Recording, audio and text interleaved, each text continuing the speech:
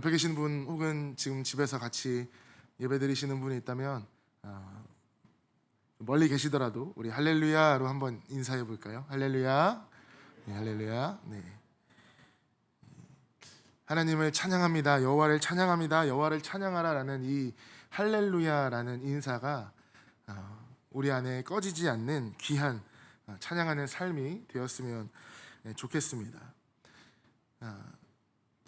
제가 학교 다닐 때만 해도 이 급훈이라고 하잖아요. 학교에 반에 걸려 있는 우리 반이 1년 내내 지켜야 될 그것들, 가장 많이 본 단어가 뭐 근면, 성실, 노력 뭐 이런 거죠. 요즘에는 많이 바뀌었죠. 보면은 뭐 지켜보고 있다 또 있고, 그다음에 타자 2호선 뭐죠? 가자 서울로 뭐 이렇게 이런 것도 있고 되게 많은 거 있는데 뭐 여러분들도 마찬가지겠지만 저 때까지만 해도 근면, 성실, 노력 그런 액자를 이렇게 태극기 옆에 바라보곤 했습니다. 왜 그럴까요? 우리가 근면하지 못하고 성실하지 못했기 때문이겠죠. 담임 선생님들께서는 끊임없이 마음만 먹으면 안 되는 일이 없다, 정신일도 하사불성 그런 이야기들 많이 하셨죠. 그런 말을 들을 때마다 나는 왜 성실하지 못할까, 근면하지 못할까, 노력하지 못할까 라는 고민에 빠지기는커녕 더 재밌게 학교 생활을 했던 것 같습니다. 사실 공부하라라는 단어를 듣고 자란 세대들은 공부하라라는 얘기가 좀 이렇게 거부 반응이 일어날 수도 있는 것 같아요. 물론 그 공부하라라는 이야기를 즐기는 사람들도 있었습니다. 영국의 철학자, 수학자였던 버트란트 러셀이라는 사람은 이런 얘기를 했다고 해요. 나는 수학이 너무 재밌어서 자살을 못할 것 같다. 말도 안 되는 소리죠. 수학이 재미있다라고 얘기하는 사람 70억 인구 가운데 아마 정말 극소수일 겁니다. 물론 그게 나쁘다는 의미가 아니라 우리와 좋아하는 것이 조금 다르다라는 거죠. 수학은 해나가야 되는 거지 재미있는 과목은 아니다라고 생각을 하기 때문인 것 같습니다. 그냥 보통이 아니라는 뜻이죠. 그냥 우리는 그런 우리의 자녀들 혹은 내가 그런 공부에 재미가 있는지 없는지 그런 걸 생각할 겨를도 없이 그냥 꾸준히 정해진 어떠한 스케줄표대로 또 그 과목에 맞는 수준에 도달하기 위하여서 전전긍긍했었습니다.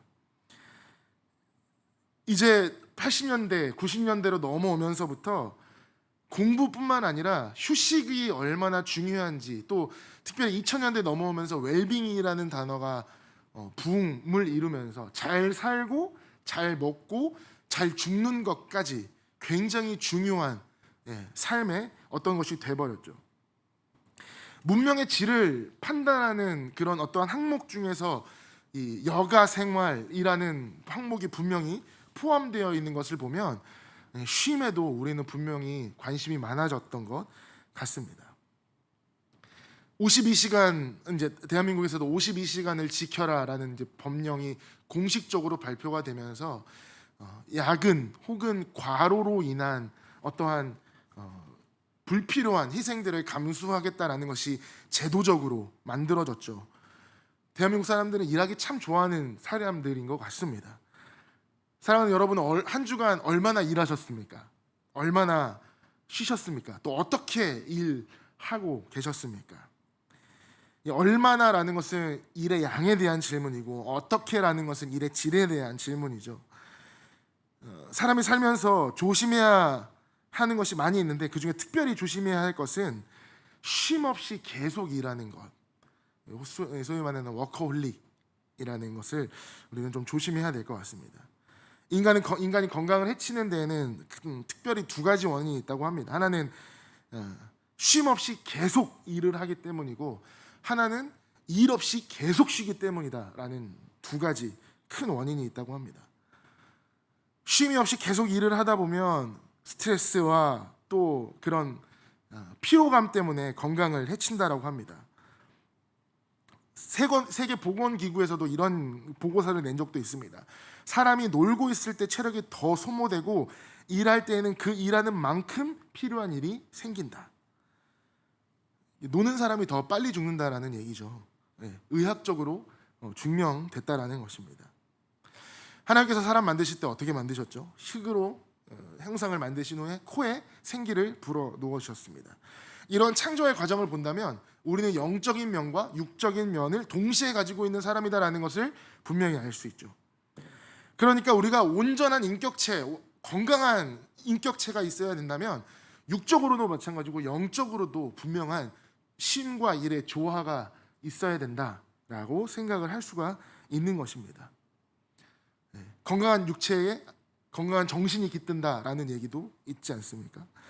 스위스 정신과 의사 전문 심리학자였던 폴 투르니에라는 사람은 이 외적으로 나타난 인간의 육체적 질병 뒤에는 환자 자신만이 아는 어두운 영적인 비밀이 있으며 그 비밀이 해결되지 않는 한 육체의 질병도 완전히 치유되지는 않는다라는 이야기를 했습니다. 우리가 너무 이제 의사들을 믿지 못하고 내 몸은 내가 잘 안다라고 맹신하는 것도 문제지만 우리가 곰곰이 생각해보면 사실 내가 왜 아픈지, 어디가 어떻게 아픈지, 내가 이것이 어디서부터 비롯되어져 왔는지는 사실 나 자신이 제일 더 잘 안다라는 얘기겠죠. 그렇기 때문에 우리는 일할 때 열심히 일하고 쉴 때 정말 열심히 쉬어서 육체와 영혼의 평화와 쉼이 함께 가야 된다라는 것입니다. 오늘 본문 말씀 31절에 보시면 예수님은 열심히 전도 생활을 하고 돌아온 제자들에게 너희는 따로 한적한 곳에 가서 잠깐 쉬어라 라고 이야기를 하고 계시죠. 여기서 쉰다라는 것을 이 NIV 성경은 get some rest라는 말로 표현을 하고 있습니다. rest가 쉬다라는 거죠. 근데 우리 화장실을 뭐라고 하죠? 레스트룸이라고 하죠. 화장실을 쉬는 방이라고 표현을 한다는 겁니다. 느낌이 확 오시나요? 근데 화장실이라는 것이 사실 나 혼자만 쉬는 것이 아니라 여러 사람이 함께 공동으로 쉬는 곳이기 때문에 깨끗하게 써야 된 것 같습니다.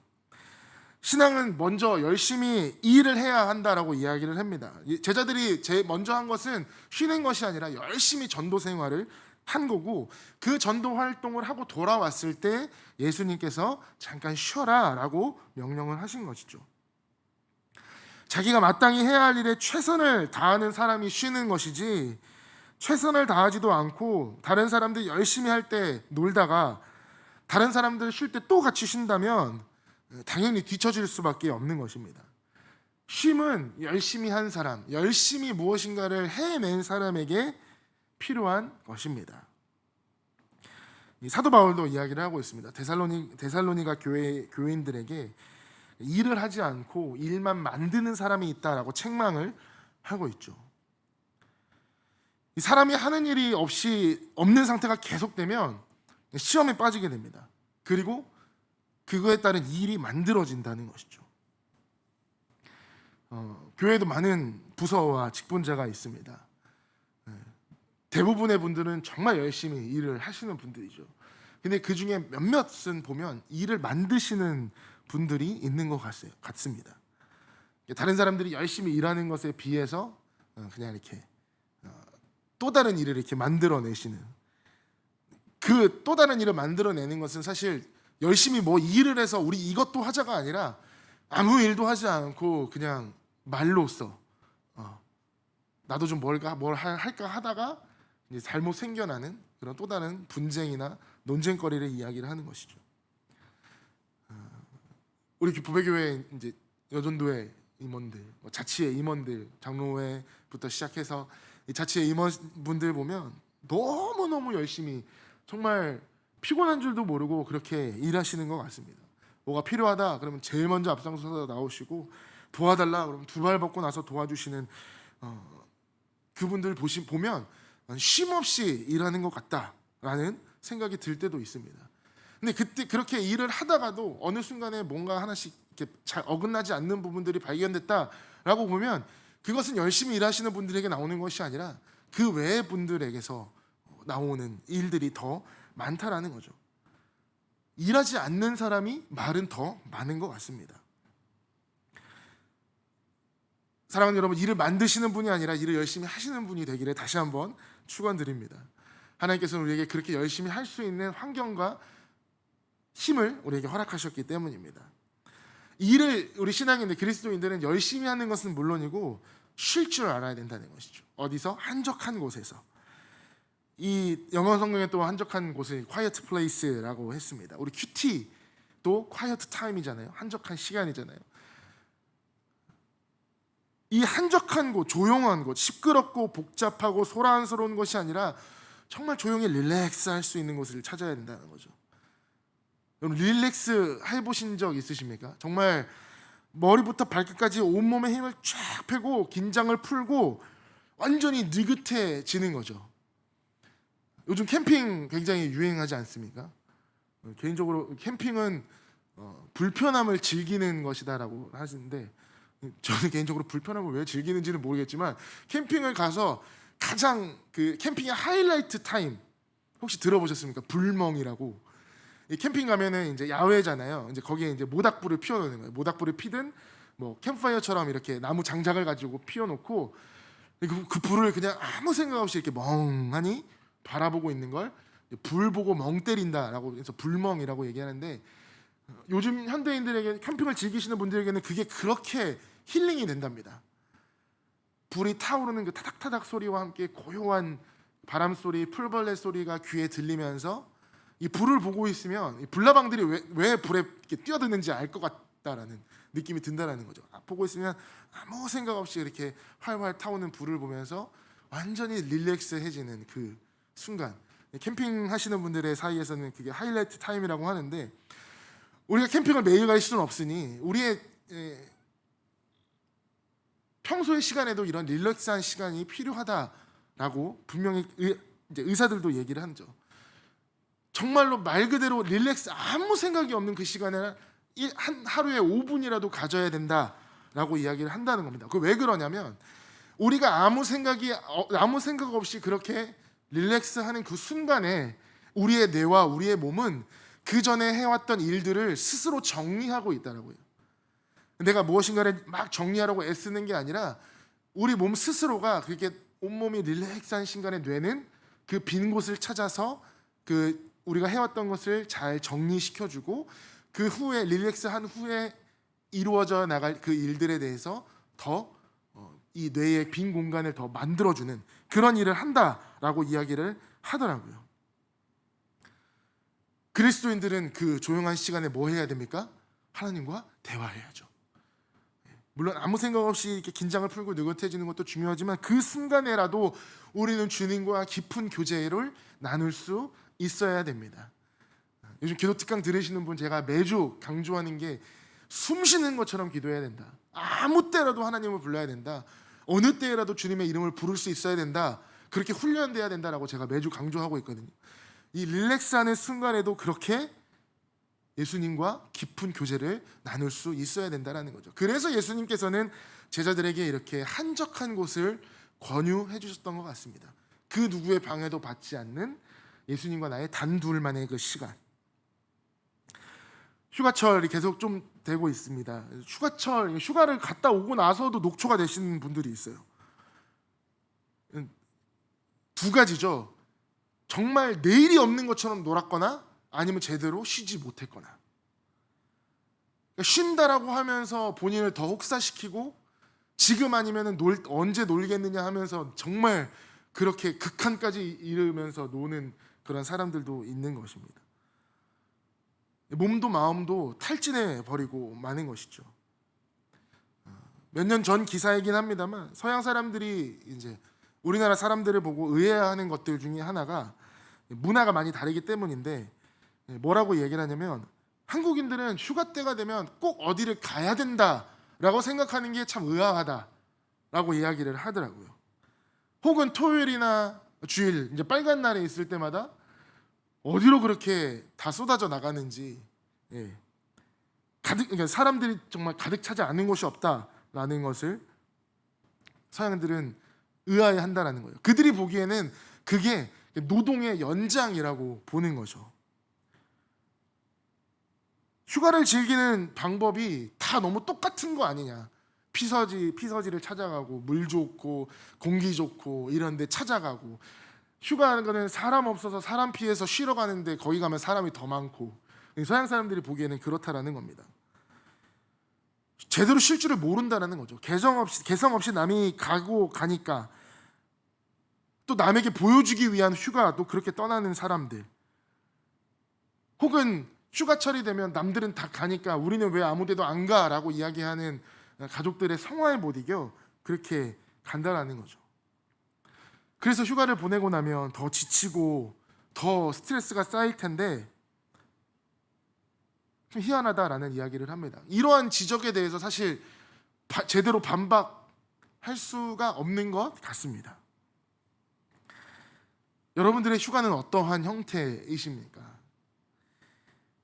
하나님께서 오늘 예수님께서 분명히 쉬라고 말씀을 하시잖아요. 쉬어야 된다라는 거예요. 물론 여러분들 중에는 쉬는 게 어디 있어? 내 삶의 휴가가 어디 있어? 라고 이야기를 하시는 분도 있으실 겁니다. 쉼 없이, 휴가 없이 그렇게 열심히 사시는 분들도 있다라는 거죠. 그래도 잠은 자지 않습니까? 밥은 먹지 않습니까? 그렇게라도 우리는 쉼을 채워야 간다라는 거죠. 그것도 쉬는 것입니다. 예수님께서도 분명히 이런 쉼을 통하여서 안식과 기쁨을 누리셨습니다. 우리는 수시로 쉬면서 알맞게 운동도 해야 되죠. 육체의 연습은 약간의 유익이 있다라고 디모데 전서에도 이야기를 했고, 고린도 후서에도 우리의 겉사람은 이 퇴색할 수밖에 없는 존재들이다, 썩어갈 수밖에 없는 존재들이다, 그러므로 우리는 건강에 더욱더 신경을 써야 된다라고 이야기를 한다라는 거예요. 전에 사역했던 교회에서는 담임 목사님 생신 때 사역자들이 좀 많았으니까 한 푼 두 푼 모아서 운동복을 선물해 드렸습니다. 사역에 지치시거나 힘드시더라도 한 번씩 이 운동복을 입으시고 몸을 건강하게 하셔서 아프지 마시고 더 열심히 사역해 주십시오라고 하는 그런 마음을 담아서 운동복을 선물해 드린 적도 있습니다. 우리가 쉼을 다른 말로 재충전이라고 표현하지 않습니까? 말 그대로 재충전입니다. 핸드폰 배터리 1% 남았는데 충전하지 않는다는 건 그냥 꺼버리겠다라는 것이죠. 우리의 영혼도 우리의 육체도 배터리가 거의 다 떨어져 가는데 아직 할 일이 산더미처럼 남아있다고 충전기를 꼽지 않고 계속해서 달려가다가 언제 방전돼 버릴지 모른다라는 거죠. 휴식은 새 힘을 얻는 기회입니다. 소년이라도 피고하며 곤비하고 장정이라도 넘어지고 자빠진다라고 이사야 선지자 분명히 이야기하지 않습니까? 또 솔로몬도 만물의 피곤함을 사람이 말로 다 할 수 없다라고 전도서에도 이야기를 하고 있습니다. 사람뿐만 아니라, 구약시대는 사람뿐만 아니라 소와 나귀도 쉬게 했습니다. 그래서 안식년에는 노예들뿐만 아니라 땅을 좀 늘려서 지력도 회복하게 했습니다. 열심히 농사지은 땅 1년 쉬고 다른 땅에서 농사 지면서 이 땅에 대한 회복도 필요하다라는 거죠.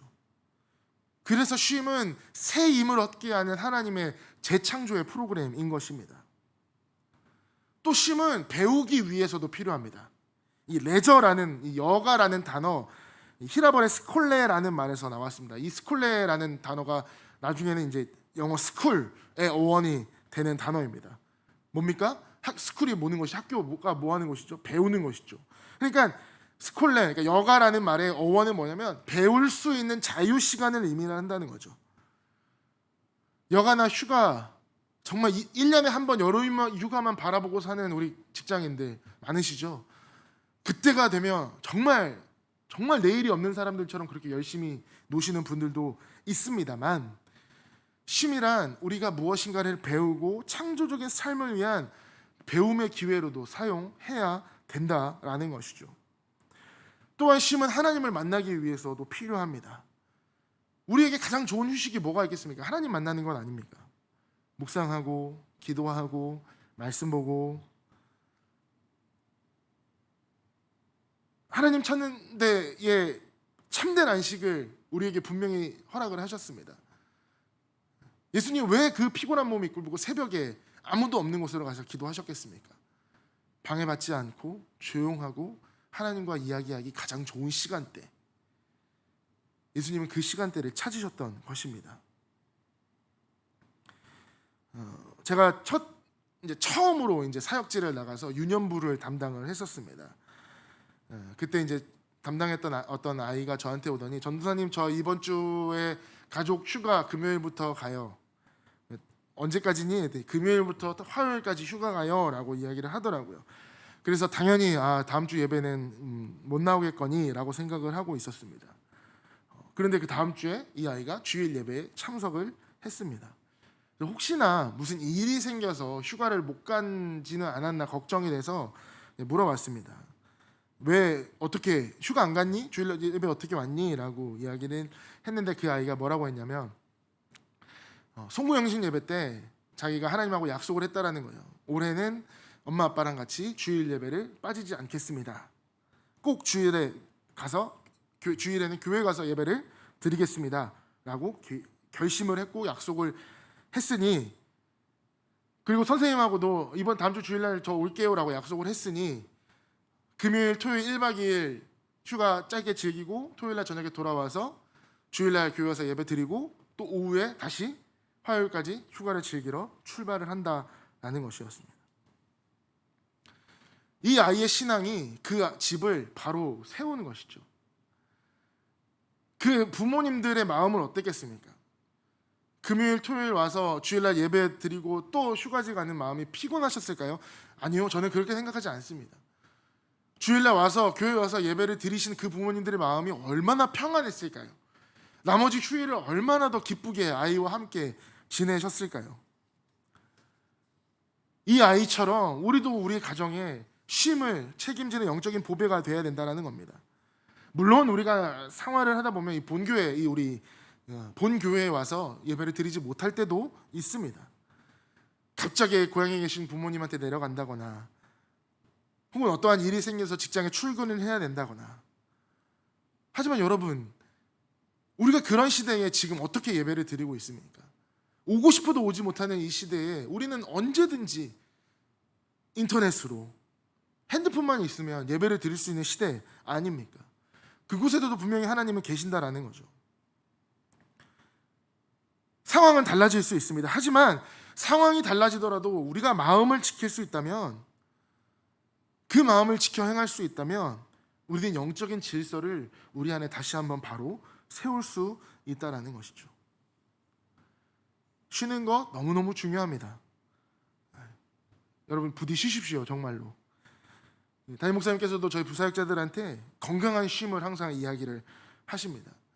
일을 하다 보면 데드라인, 마감 시간을 지켜야 될 일이 있고 날마다 똑같이 루틴하게 돌아가는 일들이 있는데, 데드라인에 맞춘 일이 급하게 있다면 우리가 시간을 좀 더 내어서 그 일에 집중하고 그가 시간을 끝내놓고 난 후에 조금 더 우리가 쉬자라고 우리에게 건강한 쉼을, 또 그런 시간이 분명히 필요하다라고 이야기를 항상 하십니다.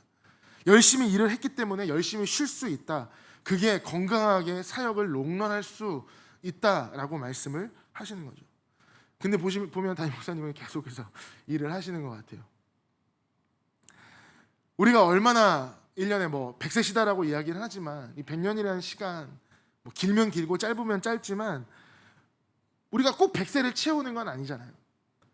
얼마만큼 살지 모르는 겁니까? 그리고 100세를 산다 하더라도 죄송한 이야기지만 70대부터 병상에 누워서 30년을 사나, 아니면 90살까지 정정하게 살다가 생을 마감하는 것은 정말 천지 차이인 것입니다. 그렇다면 우리가 건강할 때 해야 할 일, 이 시간을 아끼고 건강을 아끼고 하나님의 마음에 합한 삶을 살기 위하여서 최선을 다해야 할 때라는 거죠. 다시 한번 본문으로 돌아와서 31절에 보시면 제자들은 잠시 쉬고 또 일을 해야 됐습니다. 잠깐 쉬었습니다. 잠깐. 이게 무슨 얘기냐면 오래 쉬거나 계속 쉬지 않았다라는 것이죠. 그래서 이 짧은 쉼이 얼마나 소중한지 우리는 깨달아야 하고, 이 쉼을 통하여서 정말 중요한 것이 무엇인지를 발견할 수 있어야 된다라는 거죠. 하루든 이틀이든 혹은 길게는 일주일 정도. 근데 이게 뭐 한 달이 넘어가고 두 달이 넘어가면 물론 인생의 계획에 있어서 그런 시간도 필요하긴 하겠지만 그냥 단순히 쉬자라는 마음으로 한 달, 두 달을 쉴 수는 없다라는 것입니다. 굳이 비싼 돈 들여서 멋진 곳을 가야지만 쉬었다, 이번 휴가 다녀왔다, 내가 어딘가에 가서 뭔가를 꼭 보고 내 눈으로 경험을 해야지만 이번에 제대로 쉬었다라고 이야기를 할 필요가 없는 거죠. 내 집 안방이면 어떻고, 내 방이면 어떻고, 부모님이 계시면 시골이면 어떻고, 비싸지 않은, 멀지 않은 곳이면 또 어떻습니까?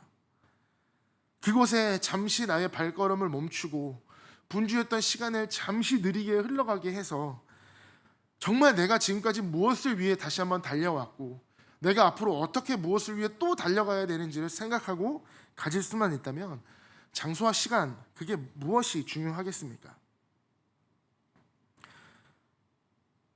야곱이 고백을 드린 그곳, 사막, 광야 한복판이었습니다. 광야 한복판에서 돌베개를 베고 잔 그곳에서 하나님께서 야곱을 향한 하늘의 문을 여신 곳이었음을 야곱은 깨달았습니다.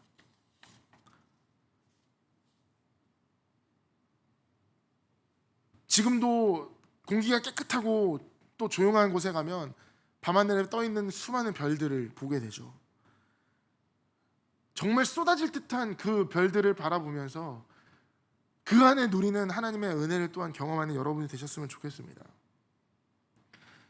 크리스찬은 남들이 할 수 있는 거 다 가질 수 없는 사람입니다. 남들이 좋다고 하는 것 우리는 다 가질 수 없는 사람들입니다. 우리의 것을 채우기에 급급하지 않는 사람들입니다. 영적으로 바른 것을 선택해야 되며 생명으로 갈 수 있는 그것을 선택해야 됩니다. 금도끼 은도끼 이야기 아시죠? 거기에 조금 더 변형해서 그런 이야기가 있더라고요. 사막을 지나가다가 물이 떨어져서 목말라 죽어가던 사람에게 우물을 하나 만났다고 합니다. 서둘러 이제 두레박을 내려서 물을 길었더니 묵직한 금덩이가 하나 올라왔대요. 갑자기 어느 백발 노인이 나타나시 너희가 찾는 것이 이 금덩이냐? 물었더니 그 나그네가 아닙니다라고 했습니다. 또 두 번째 두레박을 올리니까 이번에 은덩이가 나왔대요. 은이 나왔대요. 그럼 네가 찾는 것이 이것이냐? 아닙니다. 세 번째로 두레박을 내렸더니 그제서야 시원한 물이 올라왔다고 합니다. 내가 찾는 것이 이것이냐?